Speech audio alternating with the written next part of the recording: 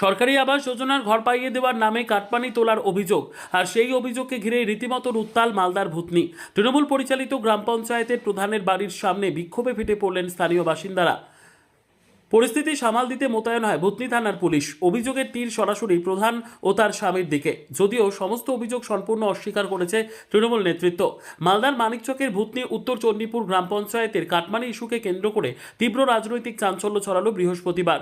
সরকারি আবাস যোজনার ঘর পাইয়ে দেওয়ার নামে টাকা নেওয়ার অভিযোগ তুলে তৃণমূল প্রধান অর্চনা মণ্ডলের বাড়ির সামনে দীর্ঘক্ষণ বিক্ষোভ দেখান স্থানীয় বাসিন্দারা। বিক্ষোভকারীদের অভিযোগ, সরকারি ঘরের সুবিধা পাইয়ে দেওয়ার প্রতিশ্রুতি দিয়ে প্রধান ও তার স্বামী সাধারণ মানুষের কাছ থেকে টাকা নিয়েছেন, কিন্তু দীর্ঘদিন কেটে গেলেও অনেকেই ঘর পাননি বলে দাবি স্থানীয়দের।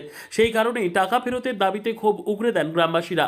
এদিন প্রধানের বাড়ির সামনে উত্তেজনা ক্রমশ বাড়তে থাকলে ঘটনাস্থলে পৌঁছয় ভূতনি থানার বিশাল পুলিশ বাহিনী। পুলিশের হস্তক্ষেপে পরিস্থিতি নিয়ন্ত্রণে আসে। অন্যদিকে সমস্ত অভিযোগ সম্পূর্ণ ভিত্তিহীন ও রাজনৈতিক উদ্দেশ্য প্রণোদিত বলে দাবি করেছেন ভূতনি উত্তর চণ্ডীপুর গ্রাম পঞ্চায়েতের প্রধান অর্চনা মণ্ডল। তার বক্তব্য, বিরোধীরা পরিকল্পিতভাবে তৃণমূলকে বদনাম করার চেষ্টা করছে। কোনো কাটমানির ঘটনা ঘটেনি। ঘটনাকে কেন্দ্র করে ইতিমধ্যে এলাকায় রাজনৈতিক চাপানুতোর শুরু হয়েছে। পঞ্চায়েত ভোট পরবর্তী সময়ে ফের একবার কাটমানি ইস্যুতে তৃণমূলের অস্বস্তি বাড়ল বলেই মনে করছে রাজনৈতিক মহল।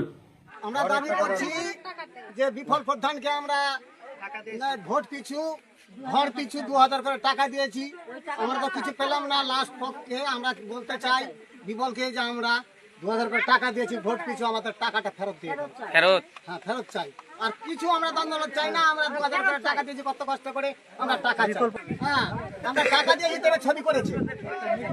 থানাতে কি করতে এসেছেন? থানাতে এসেছি আমরা আবেদন চাইতে যে স্যার প্রধান তো কিছু বলতে চাই না।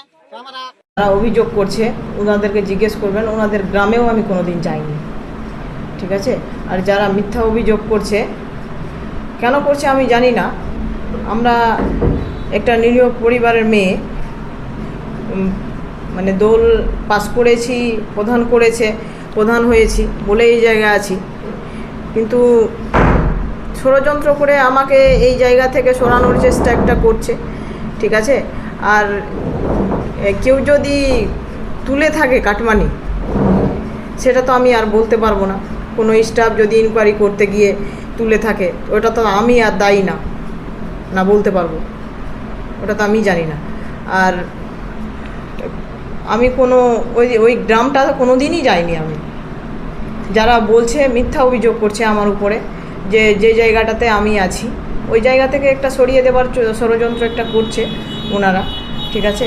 ম্যাডাম, আপনি কোন জিপির গ্রাম পঞ্চায়েতের প্রধান? আমি উত্তর চণ্ডীপুর গ্রাম পঞ্চায়েত।